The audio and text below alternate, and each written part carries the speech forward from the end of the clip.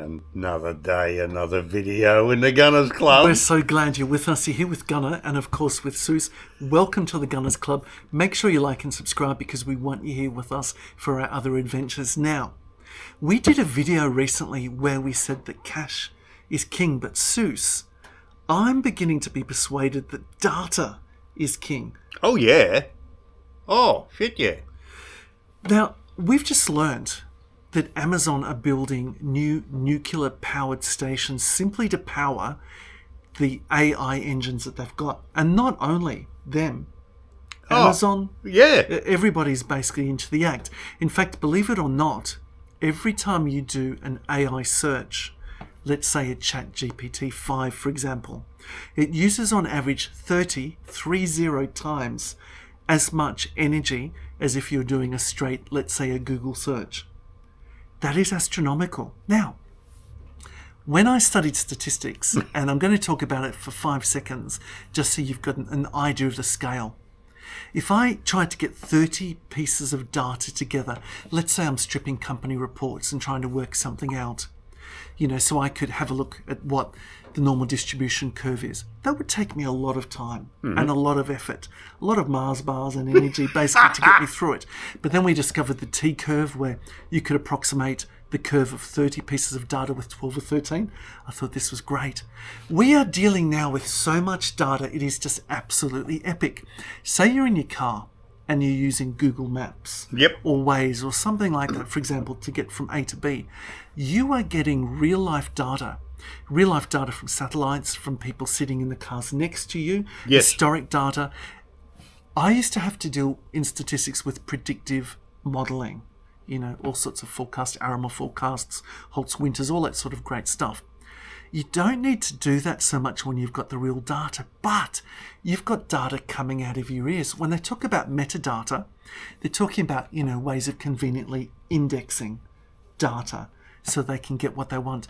Now, every time they release, let's say, a variant of an AI like ChatGPT, and today, this morning, I was just curiously flipping through and playing with ChatGPT 5, they effectively have to trawl the internet and make their models from that. So every time you do a search, they're not trawling the whole internet afresh. They've done that, but they're trawling the models that they've made from that. But can you fathom just how much energy that is? It's so energy intensive, they say it's already in the magnitude of the whole energy use of the nation of Argentina. Now you're laughing because you told me before that you don't think Argentina actually exists. Yeah, what? There is a place called Argentina, the land of silver. So I'm thinking to myself, wow, things have changed so much from me struggling to get 13 pieces of data together to do predictive modelling, which is basically not necessary so much anymore. We've got real life data, we've got so much data. But how is this looking going forward? Well, recently I've been doing a number of congresses, for professional development, both in Perth and online where we live in Melbourne. So I'm going to save you some money, and saving you money is always good. So at least give us a thumbs up for saving you some money, and make sure you subscribe as well. Handling AI is like handling a precocious graduate. It's a know-it-all who knows everything and will work pretty much for free. It'll give you so much data, so many results, some good, some bad. But you've got to make sure you've got enough knowledge of the subject yourself so you can cull it, and you can actually work out what's important, what's salient, right? If you don't do that, you're just going to get garbage in, garbage out. But that's effectively how you should think about AI. When you approach AI, what I encourage you to do is this. Treat it like you were a kid and you're in a sandbox. Now, we got some nasty surprises. I remember from primary school going back, and a cat might have visited that local sandbox the night before. And we all know what's lumpy and cold the next morning. But imagine when I say play, I'm saying work with AI as though you don't have a preconceived goal as to what you want to achieve at the end of this.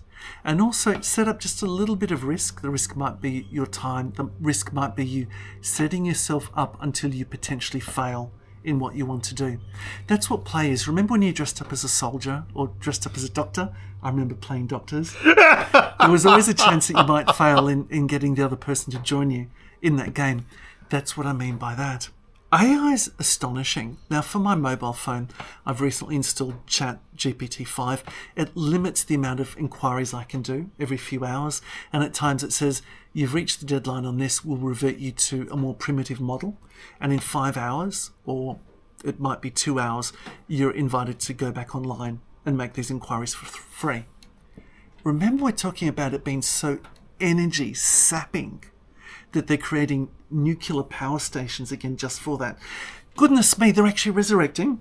3 Mile Island. Can you believe that? Well, I can believe it only in as much as they can resurrect that a whole lot quicker without having to build a brand new one. Yeah. Because the power demand, let's face it, if they don't build nuclear power plants, where are they going to get the power from? As sure as shit ain't going to be off your rooftop solar panels. Well, I mean, 3 Mile Island was the West's greatest nuclear disaster, probably until Fukushima. And if we take away nuclear from that claim, I think probably the resurrection of season 1 of Frasier probably falls along that episode 1, season 2 of the resurrection of Frasier. But you've actually made good, so I'll continue to watch you. Well, it was our answer to Chernobyl, really. Yeah, I've been accused once or twice from my brother as having a Chernobyl anus. I'm not sure what that means. Yeah. It depends on whether you had chili before the night before. Let's talk a little bit more about AI, because I'm finding it something incredibly useful, but it's got its real dangers. Now, if you have a team of people together and you brainstorm something, so remember the old days where you'd have butcher's paper and a highlighter or something like that, or a marker, and you'd write down ideas that people had. And remember, there's no such thing as bad ideas. There's always bad ideas. Yeah. Believe me, there is.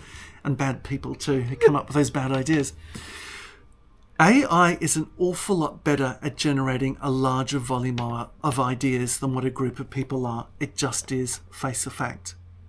But again, remember thinking about it as being a precocious graduate. It's up to you with your expertise to cull it as to what's reasonable and what's not.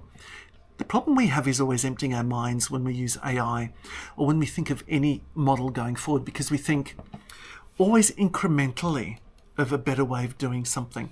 So, for example, the model of having, let's say, the fire, we can think of it incrementally. We could build a better fire pit. We could get dry wood. We could make the fire greater. But then if we wanted to think outside of the idea of incrementally making something better, let's think of a way of actually creating fire ourselves. You know, the idea of actually striking stones together is not an example of an incremental way of doing something. It's thinking completely outside of the box. So we're very reluctant to change when we do things like that. AI is great as a sounding board for coming up with ideas. One problem it has is that it's very bad in, I guess, coming up with a diversity of information. So people say no matter what the query is you put into AI, let's say, Sue, you're sitting there and you're saying, what's a way of increasing the viewership of the channel? And you write some stuff down. I write some stuff down in a different way. Yep. How can I get people to watch for longer? Or I'll come up with a slightly different question. It starts to have a convergence of what it produces. That is, it's starting to produce the same information even if there's a nuance or a difference in the question which is actually asked. Okay. It's not necessarily addressing that question. So we've got to be a bit attuned. And remember, and we've got so much data now. Applied data they call knowledge. Applied knowledge they call wisdom. Now at the moment I'd say that AI is not at the stage of wisdom.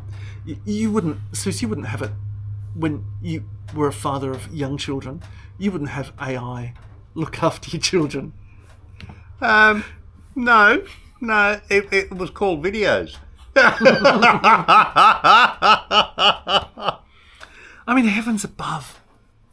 I remember the old VHS Yeah. tape days and the joys we had. We could never have imagined where we'd be today. Do you still remember trying to program a VHS player? You needed a doctorate. No, you didn't. You needed an 11-year-old boy.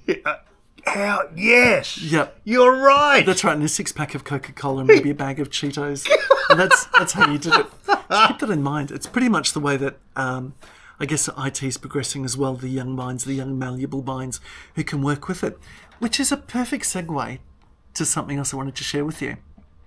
Elon Musk, people are talking about him having a new way in the future of us interfacing with each other and with AI. And from that, I'm talking about the idea of the new phone. Yes, the Tesla phone. I heard about that. Yeah, so they're calling it... I mean, Australians and Americans have atrocious pronunciation of Greek, but they call it the Pi Phone. I'm guessing it's trying to say Pi, right? 22/7, the Pythagoras' theorem, etc. Let's call it the Pi Phone.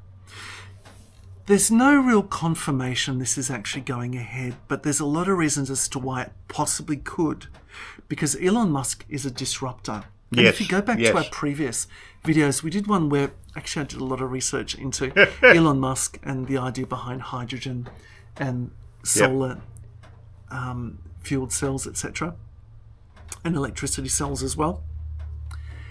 He's a disruptor. That's what Elon Musk is. Now, Elon Musk, they're talking about him actually releasing a thing called the Pi Phone. This is the difference between it and the regular phone. First off, with his involvement in SpaceX, they're talking about it having access to the Starlink to its internet. Yep. Now, essentially, because what he's got is a network of hundreds of, they call it a constellation, which is a beautiful way of explaining it, satellites that are orbiting around the Earth. These are not geostationary. That means they don't stay on one fixed orbit over the Earth like the space station does.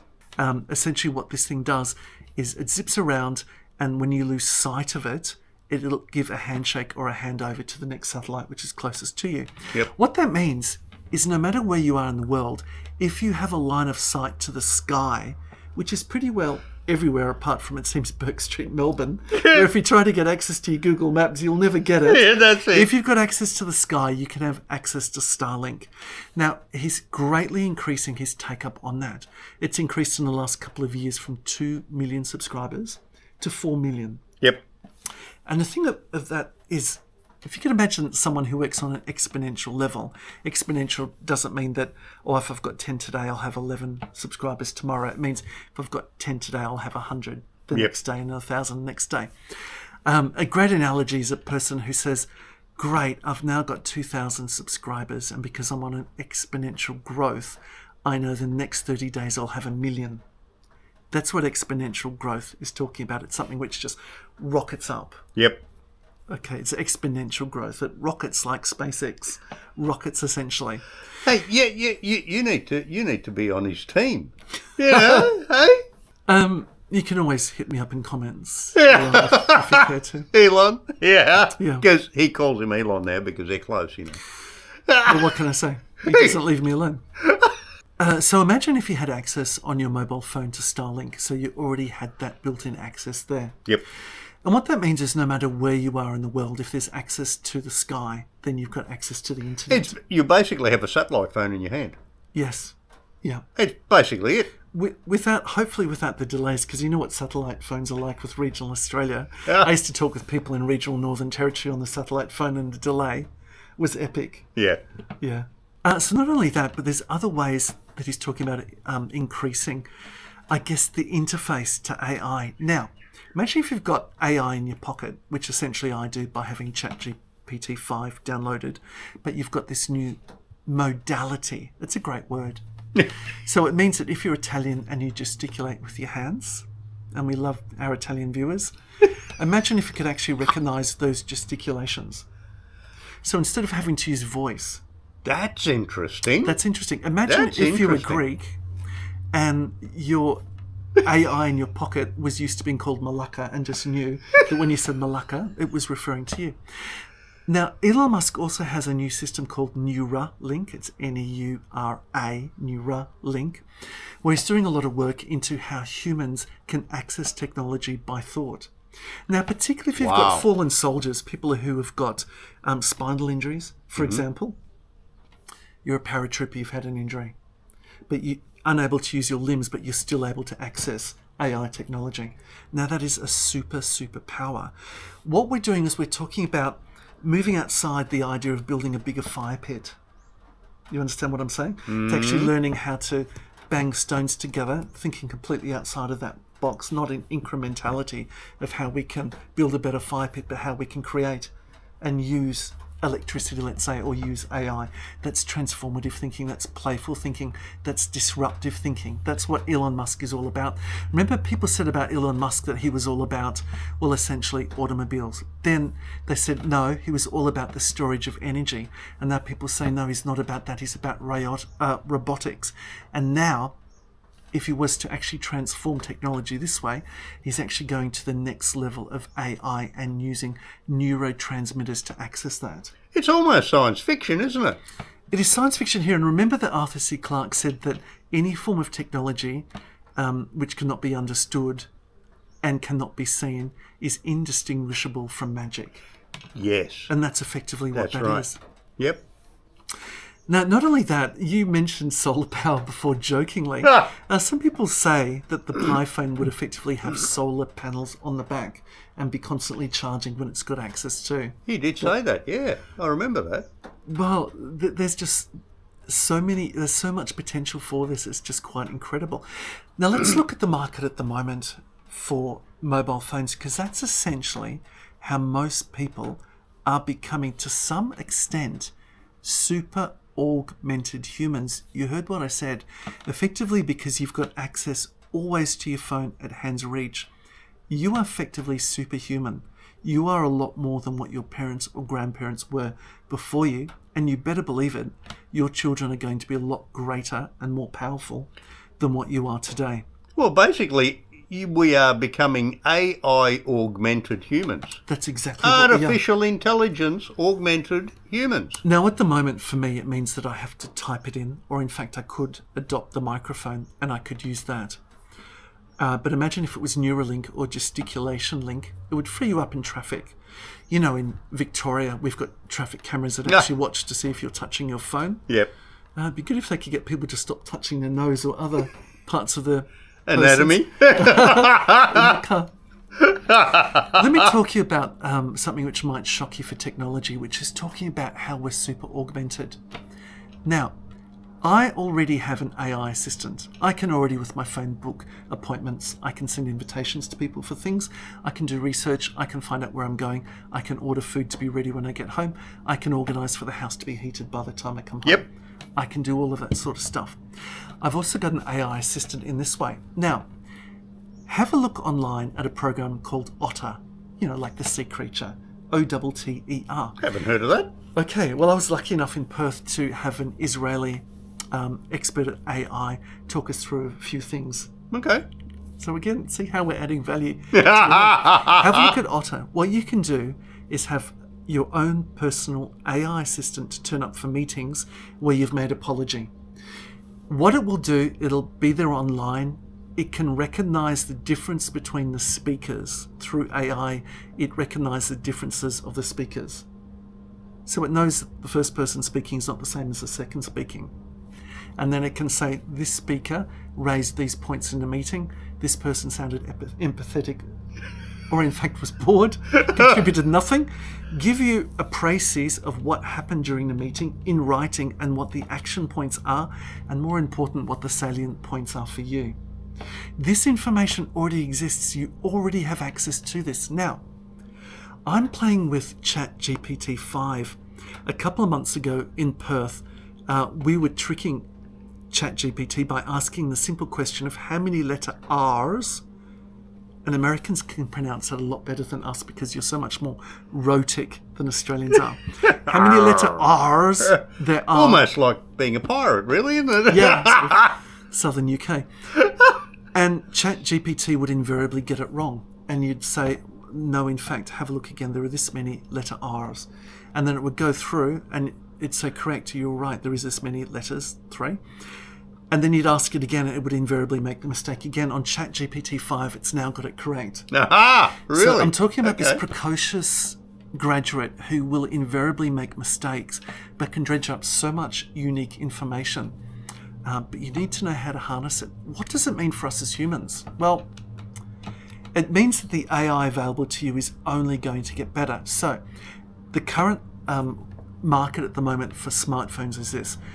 About 27% of you now have got Apple phones on your desk or in your pocket or in your bag. I don't know why you would, but there you go. Samsung. I prefer Samsung too. For work, I'm given the Apple phones. Okay? About 24% are Samsung. There's a little bit of daylight then, and then really you've got the Chinese brands. And really it's not a laughing matter. They're doing exceptionally well. They're doing exceptionally well because Samsung's biggest challenge at the moment is the Chinese brands. Yep. Now, Chinese, for price, obviously. Yeah, and Chinese are very nationalistic. And not only that, it doesn't have, although it does distinguish itself as being separate from just a standard Android interface. It's a Samsung interface. It relies on Google Play. It relies essentially on it being a template over the Google Android system. Apple doesn't sell itself on that. It is a distinct iOS microcosm. You know, you've even got your own Apple Store as well. It's a separate thing. Whereas the Chinese ones, they compete, but they're also Google phones too. They compete on price. For Apple, people are still buying the very, very, very high-end Apple phones. If you've got the money and you want it, you're going to get it. Now, with the democratization of technology, they say that a multi-millionaire, a billionaire, will not have necessarily a much better phone than someone who's earning a standard wage. They will have a better one. It'll be newer. It will be a bit higher end.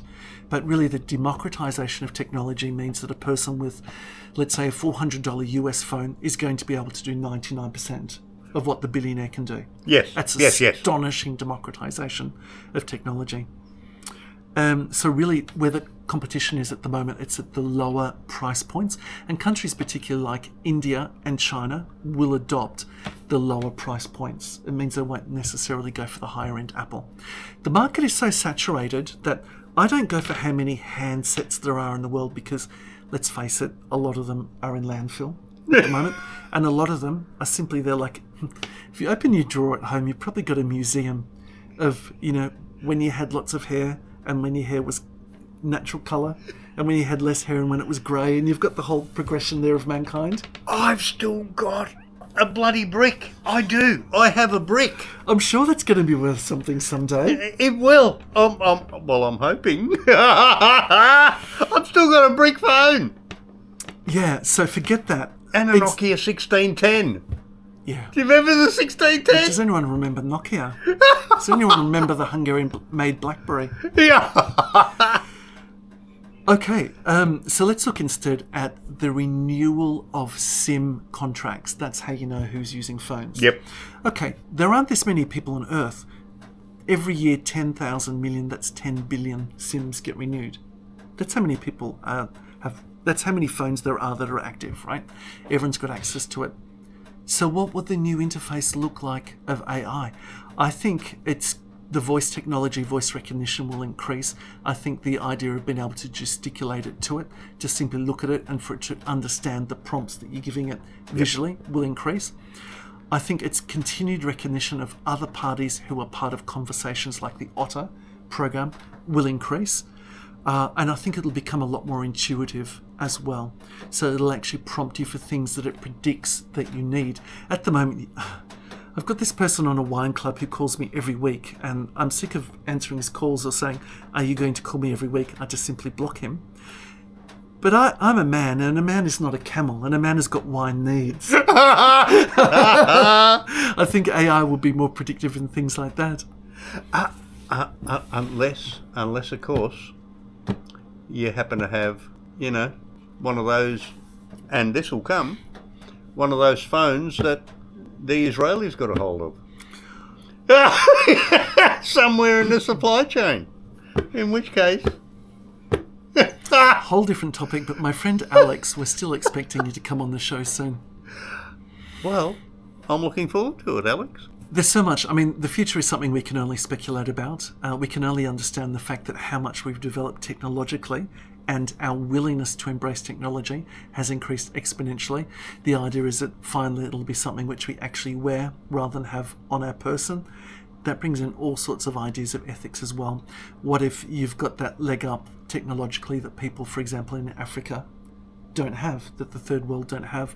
We've talked about the democratization of technology. But if it's actually coming to the point that we are building nuclear-powered bases to fuel this, and not only the use of electricity, but the use of water, which is astonishing. To cool the data centres. Yeah. Oh, yeah. Yeah. Amazing the amount. Look, I make no apologies or bones about it. I use AI now on a regular basis, even to aid our production of content. Sure. It's there. It's a tool. That's all it is. It's a tool. Use it because if you don't, the next person will, and will get a leg up over you, basically. Yeah, like it or not, it's a resource. Identify it for what it is. It's a precocious grad. It's not a human being. And remember the fact that just because it's got a lot of data, it doesn't make it wise. That's a very human thing. And what's important for you as a human is the fact that you embrace other people, you have an empathy for other people, and you're wise because of that fact and loving. And we'll see you in the next program. That was very deep. I like that. That's very deep. Give us a like and subscribe, and we'll catch you on the next one.